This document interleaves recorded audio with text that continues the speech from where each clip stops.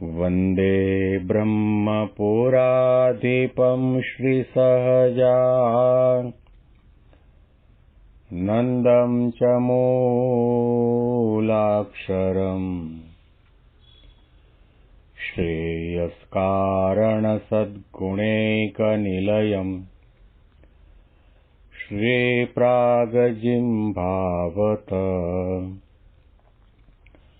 ब्रह्मोपासनधारकं गुरुहरिं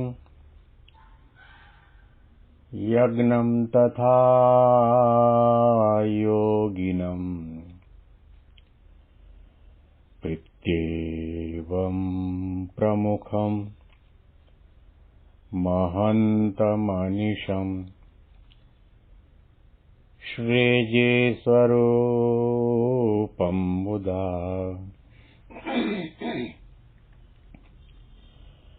મહિમાનો મહિમા પ્રવચન માળામાં આજે 8મી જુલાઈ 2025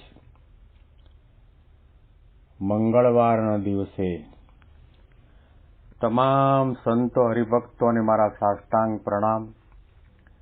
જય સ્વામિનારાયણ. હેપી વચનાવ્રત દ્વિશતાબ્દી મહોત્સવ.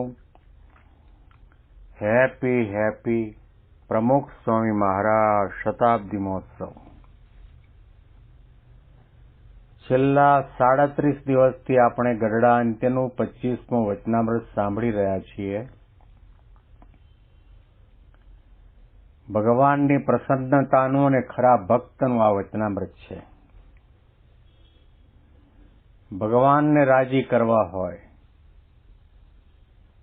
અને ખરા ભક્તની પંક્તિમાં આપણો નંબર લગાડવો હોય તો પ્રગટ ભગવાનને જે ગમે એ પ્રમાણે કરો. પ્રગટની મરજી પ્રમાણે કરો, રુચિ પ્રમાણે કરો, આજ્ઞા પ્રમાણે કરો. નિષ્કામ ભાવે કરો, નિર્માનીપણે કરો, નિર્દોષ બુદ્ધિ રાખીને કરો, દિવ્ય ભાવ રાખીને કરો, મુમુક્ષતા રાખીને કરો, કેવળ અને કેવળ એમને રાજી કરવા માટે કરો તો આપણો ભક્ત કોટીમાં નંબર લાગે. શ્રીજી મહારાજે બહુ કૃપા કરી કે પોતાના દિલના કબાડને ઘણા મોટા તાળા લાગ્યા હતા એ ખોલી અને હૃદયનો અભિપ્રાય એમણે સંતો અને હરિભક્તોને આગળ વ્યક્ત કર્યો છે કે મને શું ગમે છે અને શું નથી ગમતું. છેલ્લા ઘણા દિવસોથી આપણે આ બધા મુદ્દા સાંભળતા આવ્યા છીએ. મહારાજે કહ્યું કે ભગવાનના દર્શન કરવા, સંતોના દર્શન કરવા, ઠાકોરજીના દર્શન કરવા, એની અંદર દર્શન મૂકીને કોઈ આવ્યું ગયું, બોલ્યું ચાલ્યું એ તરફ વૃત્તિ ચાલી જાય, દર્શન ગૌણ બની જાય અને એના તરફ જ વૃત્તિ અને સંકલ્પ વિકલ્પ ચાલ્યા કરે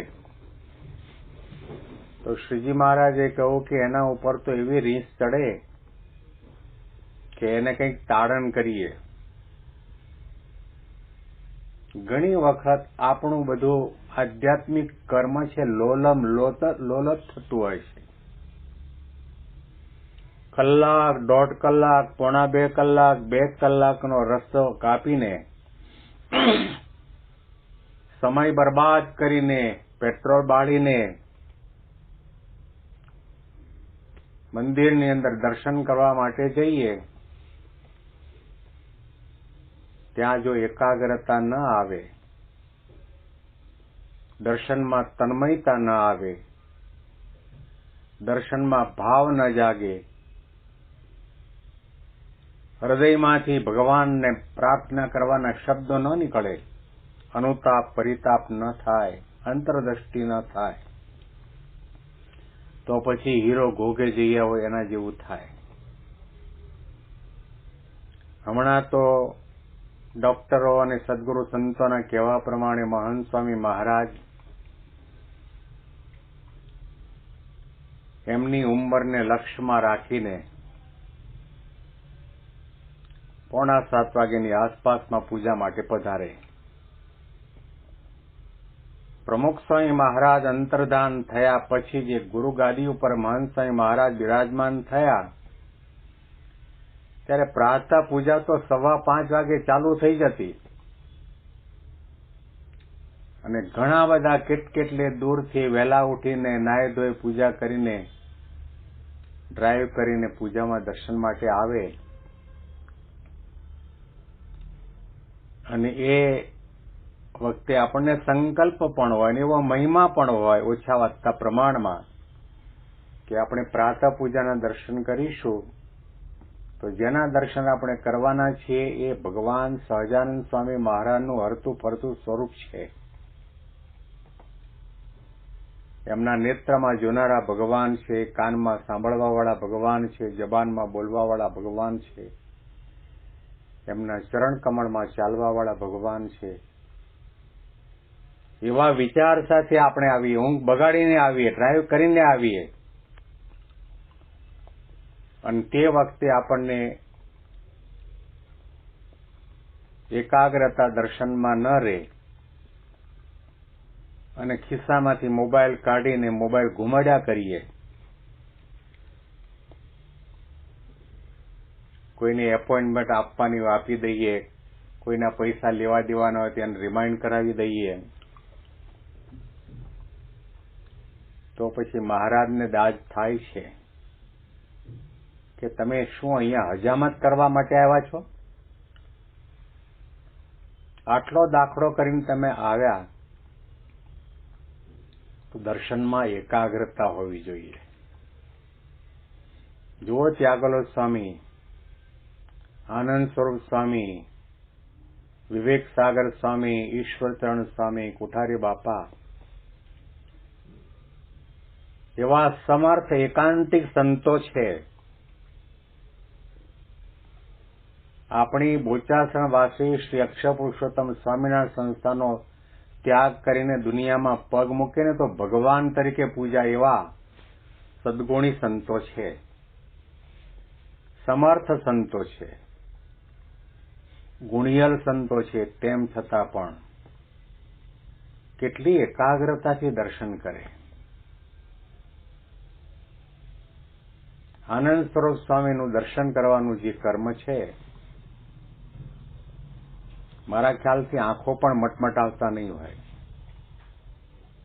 એટલા ભાવથી, પ્રેમથી, ઉત્સાહથી, ઉમંગથી દર્શનમાં એટલા તન્મય થઈ જાય કે એમને ખબર પણ નહીં હોય આજુબાજુમાં કોણ બેઠું. મહારાજ કે જે કંઈ તમારે આધ્યાત્મિક ક્રિયા કરવાની છે એની અંદર સ્મૃતિ પણ રાખો, મહિમાનો વિચાર પણ કરો, તન્મયતા પણ આવવી જોઈએ, ભાવ પણ જાગવો જોઈએ, તો એ દર્શન સાચું છે, તો એ આધ્યાત્મિક ક્રિયા સાચી છે. મહાન સ્વામીના શબ્દો યાદ કરી કે ઘણી વખત આપણે લોલમ લોલ, ગડબડ ગોટો અને પ્રભુ મોટો આવી રીતે જ આપણી બધી સત્સંગલક્ષી પ્રવૃત્તિ થતી હોય છે.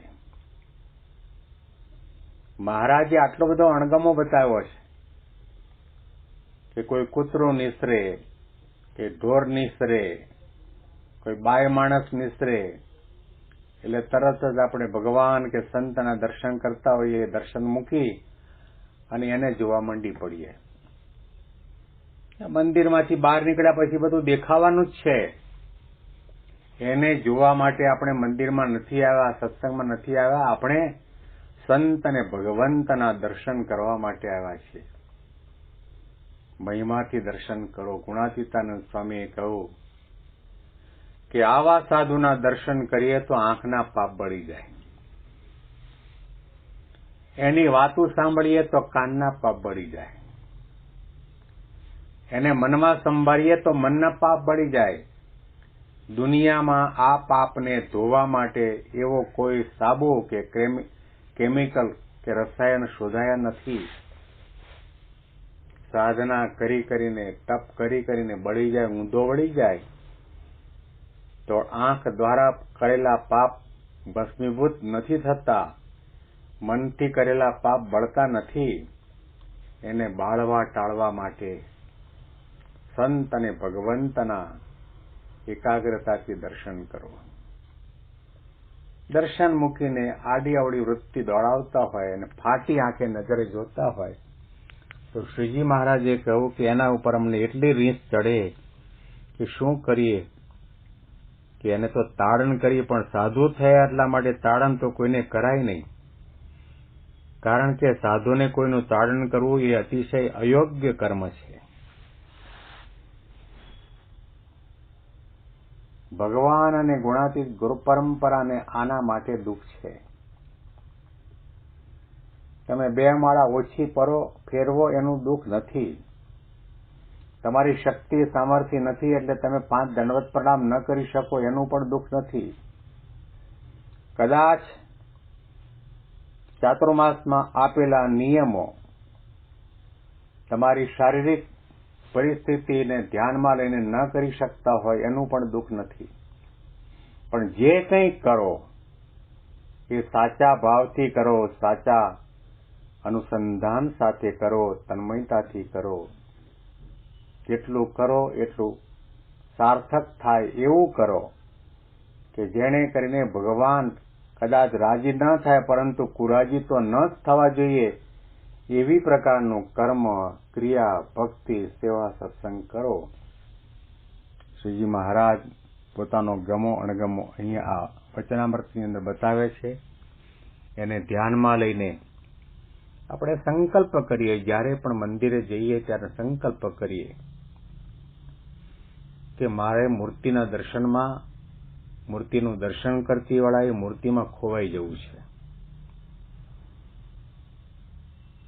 જેવી રીતે ઘણી વખત ઘણા વિડીયો આપણને જોવા મળે છે કે આજકાલ લોકોને મોબાઈલનું એટલું ઘેલું લાગ્યું છે, એટલું બધું ઘેલું લાગ્યું છે.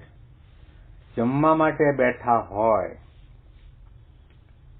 અને એની વૃત્તિ, એની આંખની વૃત્તિ, એનું મન બધું મોબાઈલમાં મગ્ન બની ગયું હોય અને કોઈ આવીને થાળીમાંથી રોટલી, દાળ, ભાત, શાક નીચે જમીન ઉપર નાખી દે તો પણ આપણને ખબર નથી પડતી ને એ ખાવા માંડી પડીએ છીએ.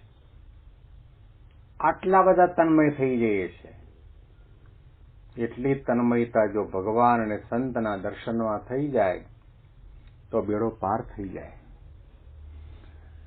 મહારાજના શબ્દોના અનુસંધાનમાં વિશેષ મહિમાની વાતો આવતીકાલના પ્રવચનમાં સાંભળીશું. તમામ સંતો હરિભક્તોને મારા સાષ્ટાંગ પ્રણામ. જય સ્વામિનારાયણ.